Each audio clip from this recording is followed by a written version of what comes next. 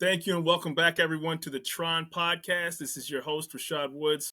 Today, I have a very special and accomplished guest whose accomplishments speak for themselves, whose work spans decades and has helped multitudes of people, Dr. Evelyn Higgins. Thank you very much. Rashad, thank you. It's a pleasure to be on here with you. First of all, just, your field of work, addiction that you do, it touches every single aspect of life. And, can we get just a basic background about your introduction to medicine? I know it was the state of New York and Harvard, but I'd love to hear, kind of your breakdown of how you got in this field. Sure. So I started out physical medicine, integrative practice, and I was in a rural area at first, and I was seeing people not having their needs met and becoming dependent on meds, and this is some 30 plus years ago. Right. And then 20 years after that, I'm like, well, maybe it's just because I'm in the country and there's no resources. Okay, so then I'm in an urban area and I'm seeing the exact same thing, only by this time, because time had moved forward, I'm seeing people go from dependent to addicted. Right. And I'm like, what we're doing is just kind of guesswork. We're throwing darts and hope we land someplace close. And this is people's lives. Right. And then personally, I married an alcoholic man who had really several addictions.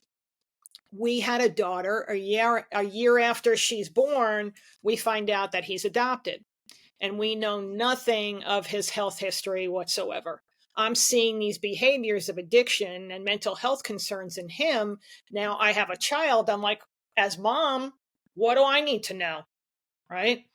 So, as a parent, that's what you're here for. You're the umbrella to all of this. Absolutely.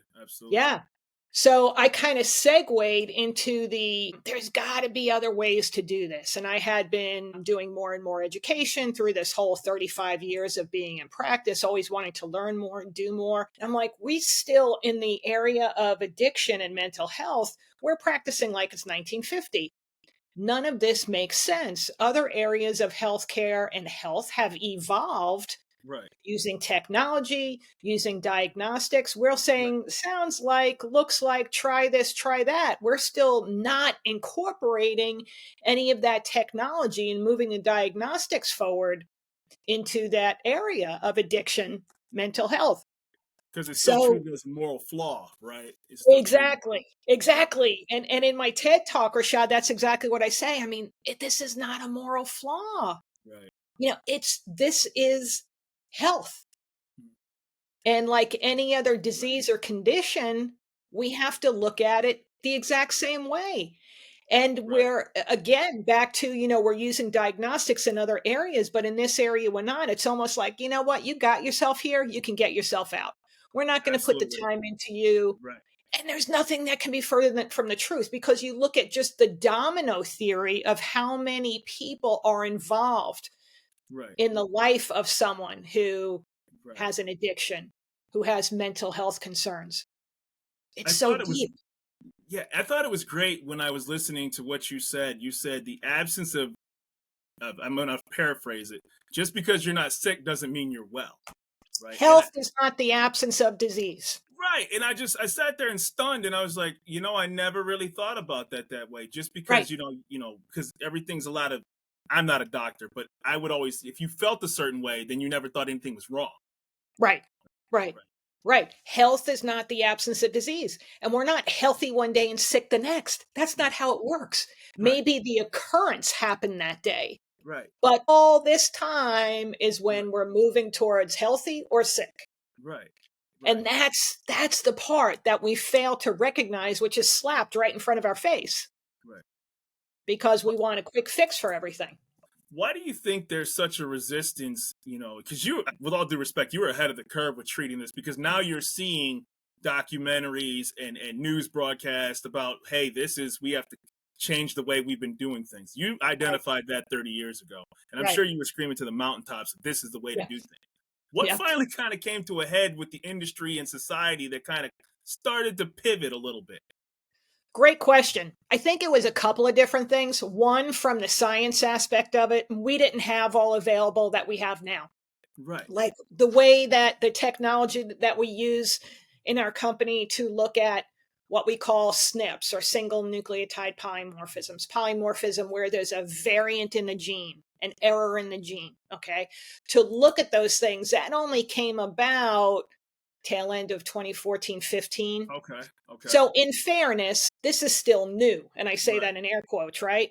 Because in science, it takes so long to disseminate the information Okay. and people to say, I'm willing to do this a new way because people have their routine. This is how I do my job. This, I'm not bringing anything new into it. It's like, Absolutely. yeah, but even if we can get better results, you don't want to bring anything new in? No So there question. was, yeah, there was that part of it. There was the science part of it. And also just there wasn't any like, why does this need to be on the top of our list?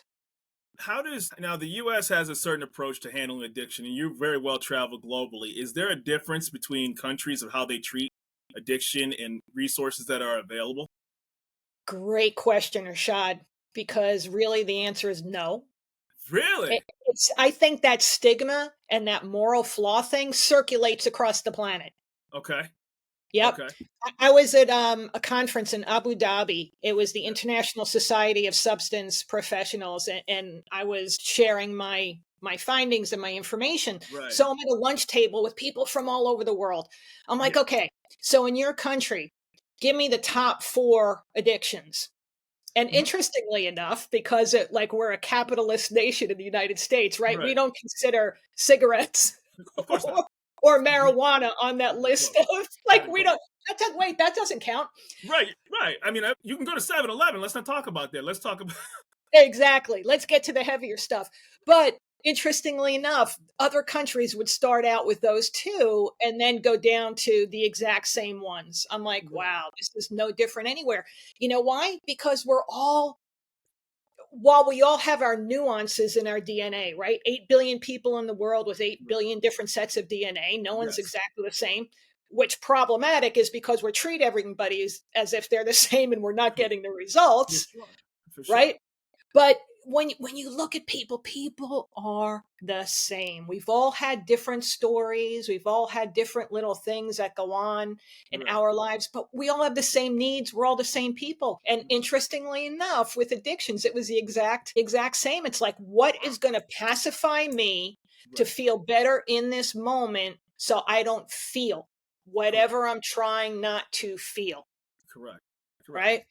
And it's whatever comes along, whatever age you are, wherever you Mhm. are, whatever comes along first, that's like, man, that's what makes me feel better. I got this. I'm Right. doing it tomorrow. Right, right. And so, you dipped your toes into so many different things. You worked with the Olympics, you work with athletes, you're a public speaker in both stateside as well as internationally. And you said there's an overriding theme when it comes to what people are seeking for. Now, availability of medicine, I'm just going to deviate a little bit. Is there better opportunity here, or did you notice that there's more experimental drugs in other locations that have helped people get achievable certain results?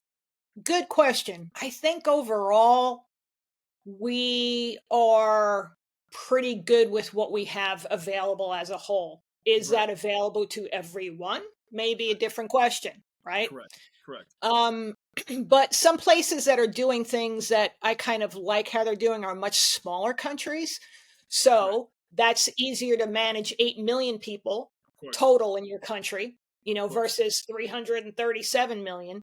So Right, there's variables in it.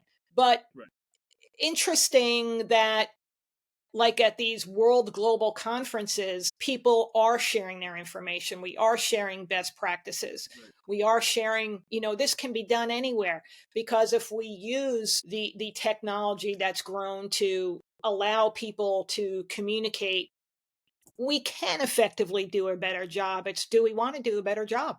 right. And I love the fact that you had the kit that was available, for testing for any sort of Yep. addiction or genetic predisposition towards things. So when people take that kit, and obviously things are very private, what typically would a patient or a person be looking for? Because obviously they can go to their regular physician for X, Y, and Z, my blood pressure, my Yeah. cholesterol Yeah. levels. To seek your services out will be something different where they said, I'm specifically either my father, my mother, my grandfather had this issue. I'm trying to stay away from it. And correct me if I'm wrong. No, right, or right. I see myself falling into this particular path and I want to know if I'm Yep. genetically predisposed to this. Right, right. Great question, Rashad, because prior, really all we had like to see family history was, at Thanksgiving, Uncle Joe, he throws him back and then he's out of his tree, and that became the family chatter, right? But that's all we Right, had. That's all right, we had to go on, and Aunt right. Mary's a little out there. Mhm. So, but that was it. Now, where we know that we can look up our genetic makeup, and here's the thing, Rashad, no one has the perfect genome. Some people may think they're perfect, right? But No, nobody has the perfect genome. And we all have strengths and we all have weaknesses. right, But it's in knowing what those weaknesses are is where we can then say we can optimize this. And right. perfect world to me is this is done early in someone's life. It only has to be done Mhm. once because it's a DNA test. Right, What changes is the expression right. of your genes, right? Correct. So you get it done once, here's where my weaknesses is. So when it's time for your buddies at whatever age to say, hey, man, Rashad, we're going to go behind school and we're going to do a little bit of this and that. I mean, that's what Right. kids do, right? Of course. It's like you have a little bit of an antenna in you No saying, question. No I don't question. know that this is the best thing for me. Right. Because next day when your butters are like, all right, we did that. You're like, no, I want to do this again. I want to do it Correct. again. They're like, we did Right. that yesterday. We're doing something different today. No, I want to Absolutely. do it. This is why. Right. There's Right. a predisposition there. Right. And it's interesting you say that because I think when, we'll refer back a little bit earlier when we talk about, people who are being addicted to things. This is not when you did your experience of rural versus urban, there's misconceptions about this particular group of addicted people because they're Right. not strong, they're not weak, they don't have Right. access to resources and capital. Right. What the reality about it is that it just hits every single segment of society. Yep. It's just a question of whether the consequences sometimes of what people are seeing on TV. Yep. Yep. Exactly. It defies every barrier. It's everywhere. Right, And it's is there an awareness that things right, can be done differently? That's the biggest thing. I mean, that's why I do podcasts like yours to right. share this information with people because people like after they're like, wow, I had no idea. I'm like, and the shameful part is that we're not sharing that No question. Without because it question. can make an equal playing ground. Yeah, and I think when I would research a lot of times when people the history of drugs, and I don't want to overtalk you, but it was a lot of it was when they would have to have soldiers recover from battle and war, Yep. right? And so Yep. eventually, then it became more widely. It doesn't. Anybody. I hate to say it. When the chemist found out what worked, it got Yep. widely spread, right? You got it. You got it. Yeah. And it's that's what makes addiction a biopsychosocial disease, right? Right. It's not just here's the problem, here's how we're going to treat it. There are so many layers to addiction because we look at what we do, the foundational part. We have to know your unique physiology, starting point across the board. We have to know Right. that. And then it's Right. what's happened in your life, right? The big Right. T's, the little T's, the big traumas, the little traumas. When did they happen to you? At what Right. point were you then, where were you in your life when you were exposed to whatever becomes your choice Right. of numbing yourself? But there's always all of those different pieces, but the genetic piece is measurable, right? So we need to know that. And then it's that, okay, what happened to you? It's not a finger pointing, a moral flaw. It's like, tell me the rest of your life.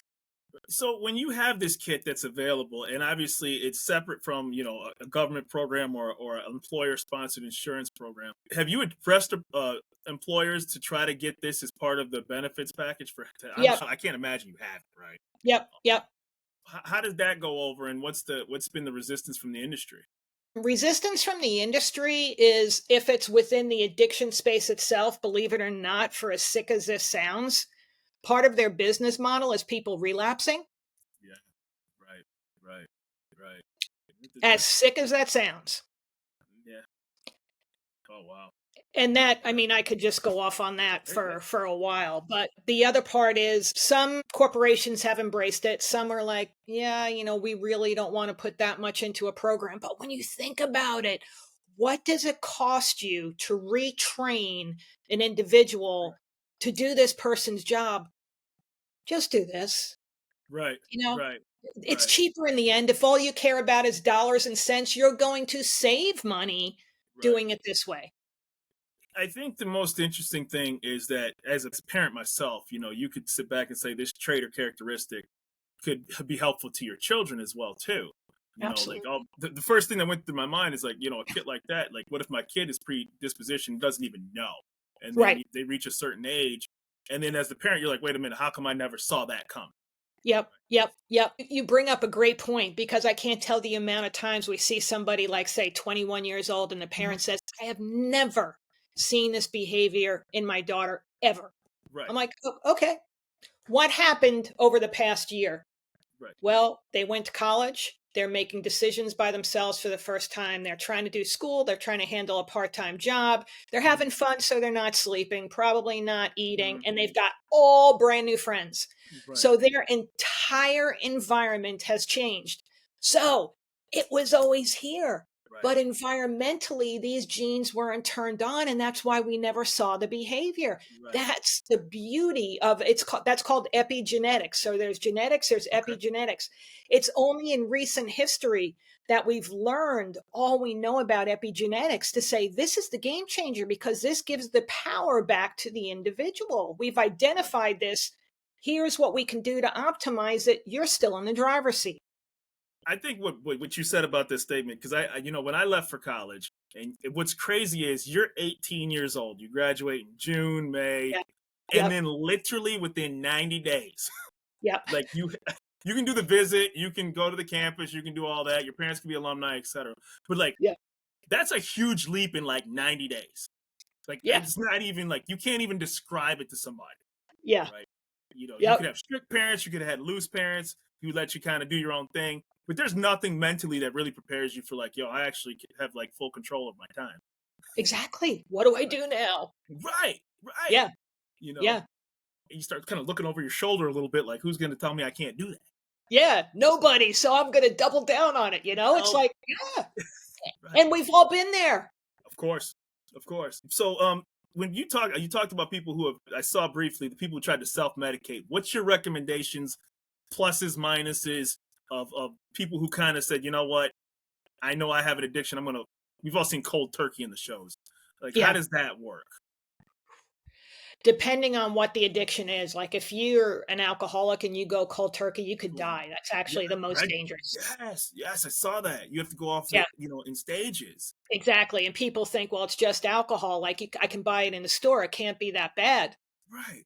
That's the most dangerous, actually. So, depending on where the person is in their addiction, really is what we would need to know of where should we start with this individual. Like, if you go to our website, Wired for Addiction or Wired I was BioHealth, there. I was you there. you can get a complimentary consultation Right. with one of our clinicians or wellness counselors and share your story of where you're at because we may say first I want you to go detox at a facility for 3 days, 5 days, 7 days, wherever, it depends on where they're at.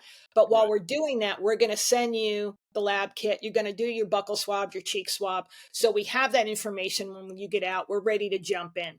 Another kind of addiction, let's say that their alcoholism isn't that bad, that they binge drink maybe, Correct. weekends, something like that. Okay, we can handle that a different way. Let's just jump right into the swabs. Let's get going. Yeah. All, and then there's what we call the process addictions: sex, porn, Mhm. gambling, Right. shopping, food, right? Right. Those are all addictions as well. Right. It's whatever you're taking from the outside to bring inside to change how you're feeling in here, what makes you, what you think, feel better. And you're doing that self medicating, not even knowing that's what you're doing. You are trying to change physiologically Mhm. what's happening with you. That's nuts. And a lot of people, I think also what hasn't helped is technology that's at people's disposal right now to a degree, right? I mean, I remember getting a computer and like it was like in the living room, right? And you had to have access to it. It was a process to get technology in your household. Yep. Yep. Well, Yep. now everybody has a smartphone and has, all these different devices, and people can get their vices in real time. You got access 24/7. Right, right. Yep. So, It's in your face. yeah. And so, what lifestyles have you seen that are more conducive to addiction? Just overall, like if you had to kind of say, okay, if this was like the bubble, do you have 5 to 10 things that maybe you could be a possible potential, addicted to something not healthy? It really runs the gamut of everything, Rashad. Okay. That's why knowing what your unique physiology is so important. Hmm. Because I could say, like, with kids, like that high school transition kind of thing, the uber rich societies where mom and dad are never present, Right. they're looking for something else. But I can also say in an impoverished community where mom and dad aren't present, we can see the same thing. Right. So it's just, I can't really say across the board because it's Okay. everywhere. It's everywhere. And then Right. there's your quiet, like I was on a podcast yesterday, and the host brought up porn and sex addiction. Hmm. And I said, I've talked to people that we've had as patients and clients that have been having affairs their entire marriage, 40 years. Hmm. That one, you don't see the way someone who's coming in hungover, you can tell hasn't showered in days, Right. right? You're like, man, what are you doing? I can Right. see you're going downhill. What are you Absolutely. doing? We need to talk. But Right. that one, you don't see anything. Right. And, oftentimes I'll say, as sad as it sounds, it's when they get busted that it's like, now I need to do something because I'm going to lose my family, my home, my money, my Right. everything. And no one sets out to wake up one day and say, today's the day. I'm Right. going all in. I'm going to lose my wife, my Right. husband, my Right. kids, my job, my home, my Absolutely. money. I'm going to lose everything. Right. No one. It's this creeping, creeping, creeping boom, and then you're there. I think, you mentioned that, and I'll just talk briefly about a film I watched. It came out like 10 years ago with Michael Fassbender. Shame, I believe that was what it was called. I don't know if you've ever seen that movie, but he had an I haven't addiction. seen it. It's a really, really, really great movie, but it's similar about the topic you just talked about because, you know, you're sitting there watching this movie and you're like, yo, they're actually addressing exactly what you just talked about. Like the guy was like, Yeah. he was like a software engineer or a marketing guy or something like that. And then you found out he had this darker side, but he didn't come in Yep. hungover that nobody Yep. saw. And that's immediately what I thought about when I heard that. Like, oh, Yep. this is deep. I Yep. did want to ask you briefly, and I know you've told your story, so I'm not putting anything out there that you haven't said. Something you said about your second stroke, mini stroke you Mhm. had at Yep. 46, that kind of Yep. resonated with me. Can you Yeah. talk about that a little bit briefly? Sure. Absolutely. I mean, I was living a ridiculous life, and I look back now and like the levels of stress were just ridiculous. And could I, um, say, well, I have to do this, I have to do that, and justify every step of the way? Yeah, I could. I'm a single parent. I'm a blah, blah, blah. My husband's addiction had him die at 42. That's terrible. It's like, and I That's these all these things that I have to do justified. Okay, but my daughter's the most important person in the world to me, and I'm going to leave her with no parents because this is what's happening with me. And it right, was like when I talk about you're not healthy one day and sick the next. I right. was I was headed to that mini Yeah, stroke, that TIA every day, right. and it was the day it happened, and it was actually the second one that took me to the emergency room because the first one I didn't have time for. Like what? You hear yourself say, "What are you, an idiot?" Right? But I can laugh I didn't now. want to laugh, right? But just Yeah, I can laugh now. But that's the insanity of it. We all tell ourselves our own stories that we right, want to hear, right? of course. Yeah. So my office manager says to me, "Doc, you're having a stroke." My reply, "I know." Oh wow. So she's like, her Right, husband's an EMT. She's like, he's coming in. He comes in, and she's like, I'm going to call the ambulance. I said, just drive me, because then I could still speak. I knew what was right. happening. I was pretty much slumped Absolutely. over my desk. By the time we got to the hospital, which was like 20 minutes ish, I Mhm. couldn't speak and I couldn't walk. She had to do the intake for me, answer the questions. I'm in a wheelchair. It went that fast. Jeez. Yeah. Yeah. So first time I had taken, but I'm still in the emergency room. I'll back up. For sure. Doctor, several hours of diagnostics, all that kind of stuff. I'm on IVs, yada yada, the whole workup. And the doctor says, well, you've had a transient ischemic attack, a mini stroke. I'm like, I said, this is actually my second one. He's like, what? I said, I Right. had one 10 days ago. He goes, you got to be kidding me. I'm like, Right. no, no, I didn't have time. And I got away with that one. Like this Right. one was, into much longer and For more sure. serious. And he For said, sure. well, your chances of having a full blown stroke that takes you out of the game within the next 90 days are much greater. You Mm. need to, and he says two things. You need to reduce your stress and take a baby aspirin a day. So this is hours later. I have half a funny bone left by that time. I'm like, Doc, slow down. I need to write down, reduce stress. I'm like, Right. how do you do that? Right? Especially if you're hearing that. Yeah. How do you Especially- do that? Right. But it was time to get real, and I started doing a lot of research. Now I'm 64 now. So that's how long ago that was. Right. Right. Right. I start doing research. I'm like, I need more than obviously reduce stress. But what was changing physiologically Right. in my body that got me to the point of the incident on that day that changed my ability to speak, walk, think, all of it? Right. So I started learning about neurotransmitters, which now today are much more common in conversation, things like For sure. serotonin and dopamine. But then people would be like, what are you talking about? Of course they Nobody was talking about those things then. So I started doing a lot of research. I'm like, I need to know how I got here. I know stress got me here, but what was happening physiologically? So that was kind of the beginning of the change for me into the neuroscience, epigenetics. And then and prior to that, I had already became a diplomate in addictions, compulsive disorders, all that because of what was going on with my husband, my daughter, what I needed to know from an Absolutely. educational standpoint. And then, like I said, it was only 2015 that the ability to look at the genetic SNPs comes about, and then in fairness to science, then we had COVID and Mhm. all our time was spent on that. So there Right. was this lapse of what else can we learn and what's new. Right. Right. Now, I know, and I know I really appreciate your time. I just had one more question, and Sure. I think this would probably inform people, and even myself included. When there's high level of addiction, obviously it's an addiction problem across the country, but when you see it in certain economic areas, you're like, but drugs are expensive or they cost. So how exactly can, and this is just my ignorance, how does it get to certain areas? They may not have the income that you, on surface, you think that how could drugs actually be getting to that area?